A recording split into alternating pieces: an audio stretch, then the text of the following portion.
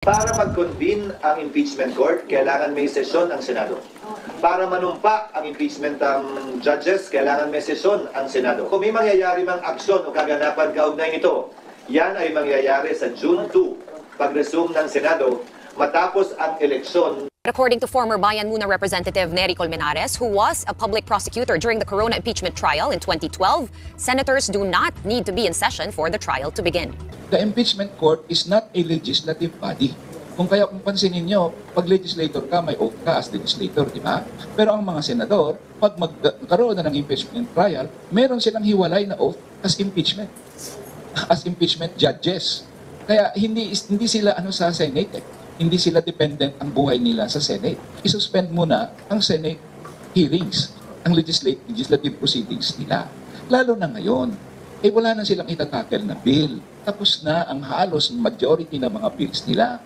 Kung babalik sila sa June, ano na lang yun? Pro forma na lang halos yun. Kaya they have all the time now until June 30 na mag-impeachment trial. So, yung punto na lang dito is this. Pwedeng ituloy ng Senado ang impeachment trial ngayon kung gustuhin nila.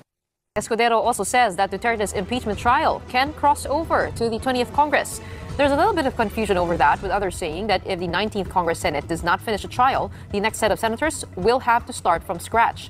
Escudero also slammed those calling on the Senate to act on the complaint immediately, to which the Makabayan bloc hit right back. Siguro makatarungan o tama na pagkatapos nilang upuan ito ng ilang buwan. Biglang pupwersahin, pipilitin at sasabihan kami ng sino mang galing sa Kamara na, "Hoy, bilisan nyo, aksyonan nyo, ano ba kayo?" Hindi ganon at hindi ako papayag din nun. Kung nagpa-banjing sila gawin ito, siguro wala naman silang basihan ngayon na madaliin kami, lalo na nasa huling araw na ng sesyon. Yan pinadala sa amin, halos mag-aalas 5 pa ng hapon. Huwag namang sabihin na sisihin pa kami, no, na ngayon lang namin ipinasa. So kung kagaya ng kasabihan, kung gusto, ay pwedeng gawin, di ba? Kung ayaw, maraming dahilan at maraming sinisisi. So, hinahamon ko ngayon si Senate President Escudero na, come on, i-ano mo na, no? I-convene mo na yung Senado as impeachment trial court.